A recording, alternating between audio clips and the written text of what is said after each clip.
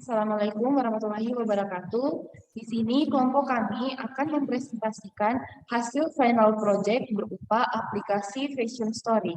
Nah, untuk mengefisiensikan waktu, langsung saja kami beralih ke penjelasan Fastcode atau API server.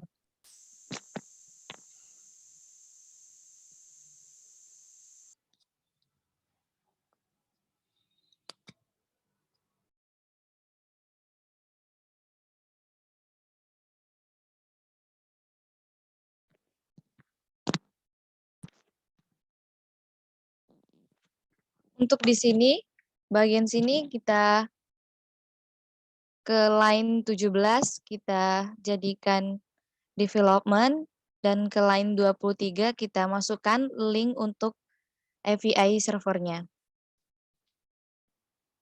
Untuk di bagian controller, kita buat file baru atau new file.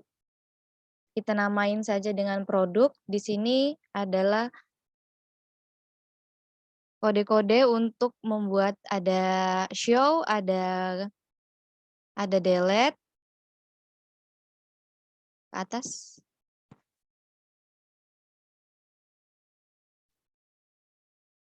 Di sini ada untuk tabel database-nya, ada semua row database-nya.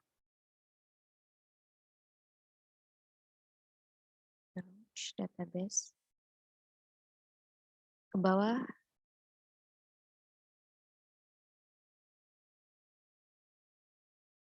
Oke, untuk bagian Fastcode-nya atau update servernya seperti ini. Berikut akan beralih ke penjelasan bagian API kliennya atau pada bagian Postman.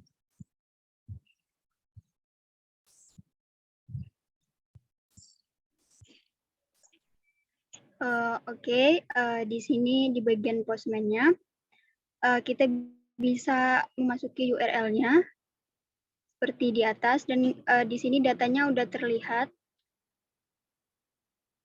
Setelah itu di sini kita bisa melakukan proses beberapa metode seperti yang ditampilkan. Ada metode get, post. Kita coba satu-satu. Kita coba salah satunya aja, yaitu metode get aja. Di situ kita menambahkan 2, maka data yang akan ditampilkan adalah data yang kedua, atau data yang ID-nya 2.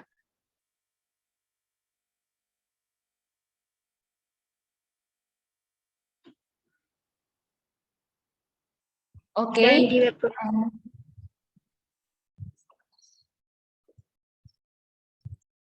untuk teman Fitri ada tambahan lagi untuk bagian sininya? Saya kira itu aja. Nah, berikutnya kami akan beralih ke bagian Android Studio-nya. Oke, berikut saya perkenankan teman Sali untuk menjelaskan pada bagian codingan Android Studio. Baik, di sini terdapat beberapa objek yang dibuat. Mohon maaf, di beberapa kelas yang dibuat, yakni pertama pengubahan pada Gradle untuk melakukan sinkronisasi pada bagian Gradle script di build grade, dilakukan penambahan pada bagian Android Card View dan the HORMOP, dan penambahan sintaks retrofit. Kemudian pada Android Manifest ditambahkan user permission berupa internet untuk akses internet dan aplikasi. Dan kemudian dibuat API client dan API interface. API client berupa objeknya dan dihubungkan dengan API interface. Lalu pembuatan produk.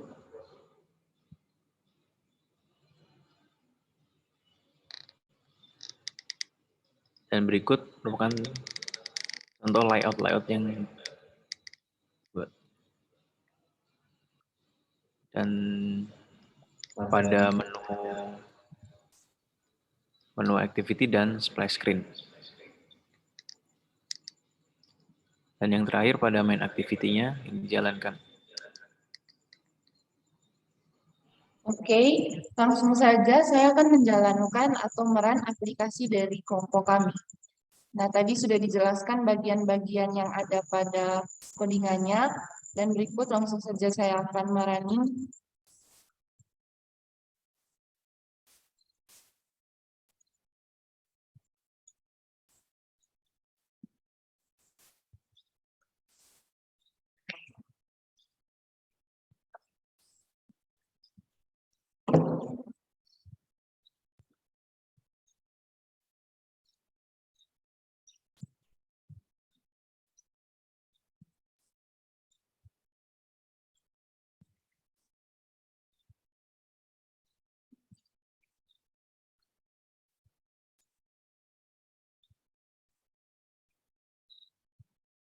Oke, di sini ada splash screen-nya, lalu beralih ke bagian menu awalnya. Di sini ada kemeja, sepatu, dan celana, dan di sini ada text view welcome shoppers. Lalu ketika kemeja diklik, maka akan beralih ke tampilan datanya. Di sini ada data-data dari kemeja, data-data dari celana, begitupun juga data-data dari sepatunya. Nah, jika kita ingin menambahkan datanya, maka langsung saja di sini ke bagian add product. Maka akan beralih ke bagian table tambah data. Nah, oke, di sini kita bisa tambahkan data kemeja, celana, dan sepatunya. Di sini langsung saja saya tambahkan, misalkan merek kemejanya Loisa, lalu dengan ukuran XL, dan bahan kemejanya di sini, misalkan saya tambahkan katun.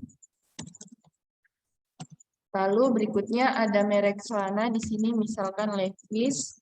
Lalu untuk ukuran celananya sendiri L dan bahan celananya jeans.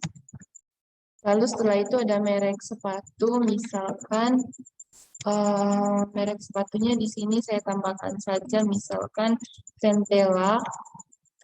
Lalu untuk ukuran sepatunya 38 dan bahan sepatunya di sini kanvas. Oke, di sini datanya sudah semua, dan misalkan kita di sini tidak mengisi salah satu datanya dan mengklik simpan, maka di sini akan muncul error atau warning ukuran celana tidak boleh kosong. Dan langsung saja saya mengisi datanya lagi dan disimpan. Maka di sini data berhasil dibuat dan datanya akan muncul pada tampilannya di sini Loisa dengan ukuran XL, katun, Levi's, jeans, Ventela, dan untuk bagian-bagian yang ada di dalamnya. Nah, setelah itu, maka kita bisa beralih lagi ke bagian menu awalnya atau menu dashboard-nya dengan mengklik sepatu yang akan menuju ke tampilan datanya, lalu bisa langsung juga untuk menambah data, dan kemudian bisa kembali lagi ke dashboard dan mengklik bagian celananya, dan akan beralih ke tampilan data. Oke, setelah di bagian tahapannya ini selesai, kita juga bisa mencek pada bagian database-nya, apakah datanya sudah masuk. Di sini kita tinggal saja merefresh pada bagian database.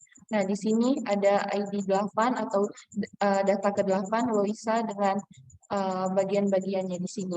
Berarti data sudah berhasil ditambahkan.